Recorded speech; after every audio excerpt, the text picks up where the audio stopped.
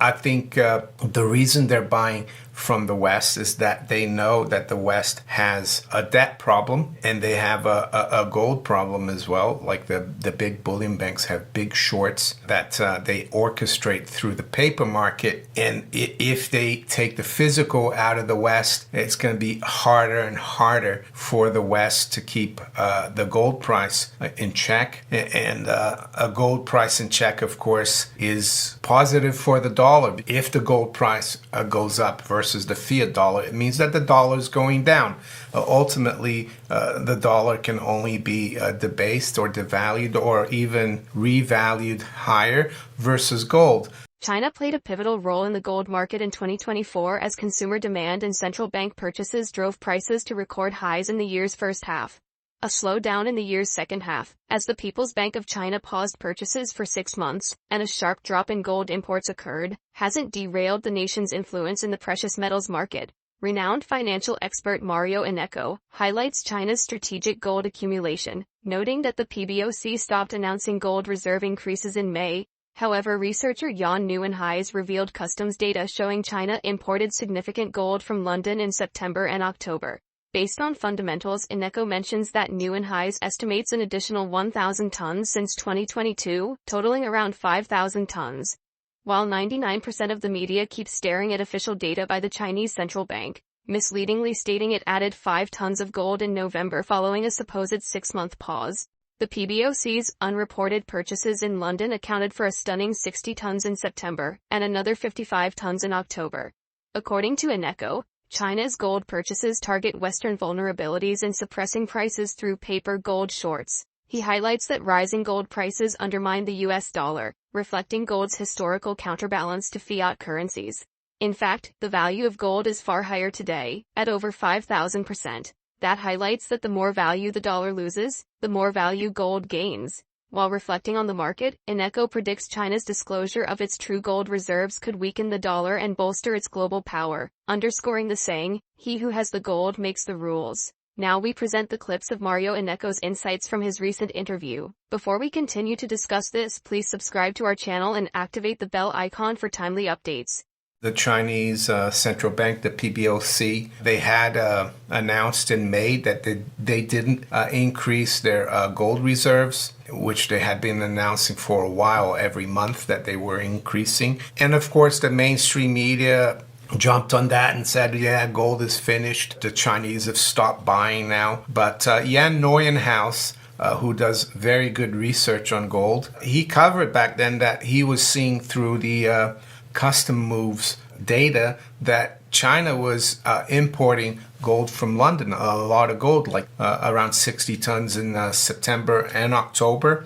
And that's despite the fact that the Shanghai price had actually a little discount to the London price.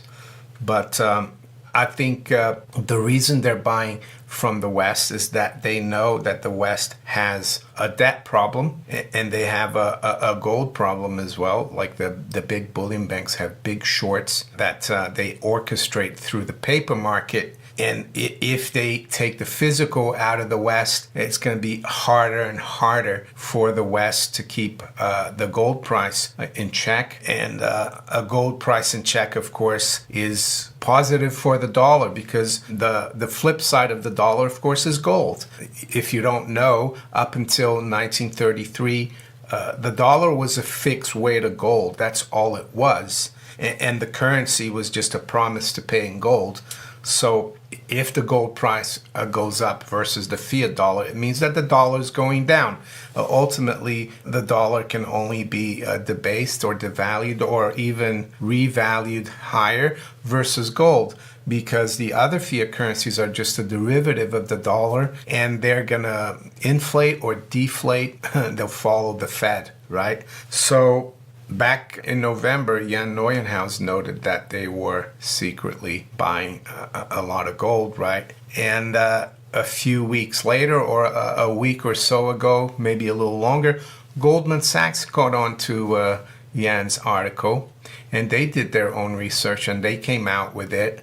And lately, though, Jan Nieuwenhuis has come out with another article on Christmas Eve, December 24th, and he says China secretly snaps up more gold, positions for its greater global role. And yeah, it's going to continue. If you want to be the world power, and I think China will be the world power, not the West anymore.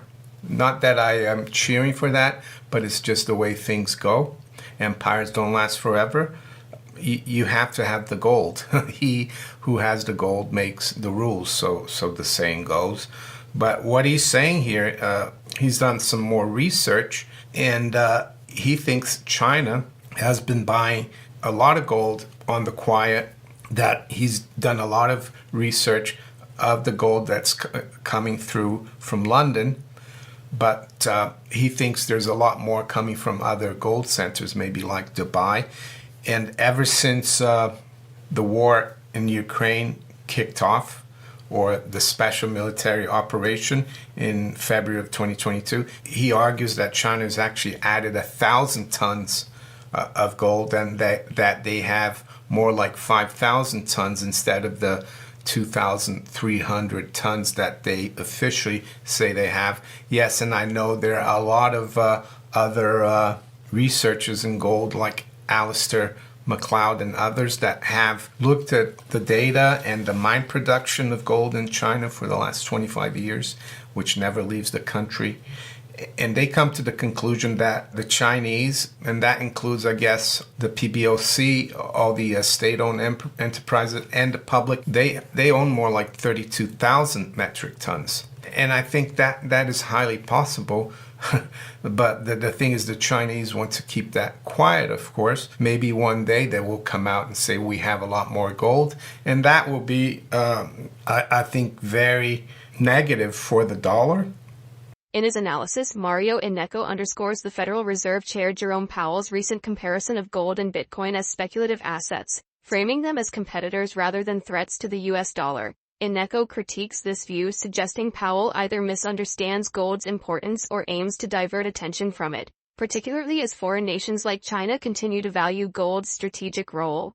Earlier this month, the Fed reined in the rate cuts expected in 2025, as Chair Jerome Powell made clear that the central bank needs to see price pressures ease further.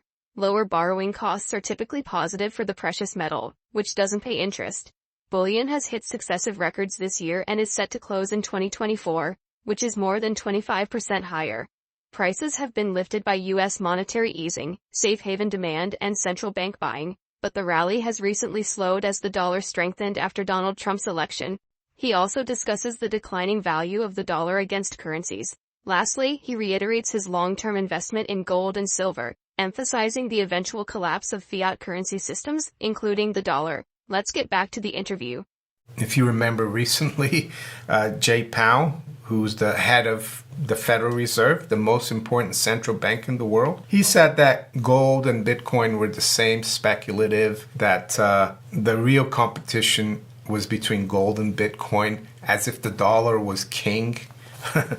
And it shows to me that he's clueless, or he's trying to keep people away from gold.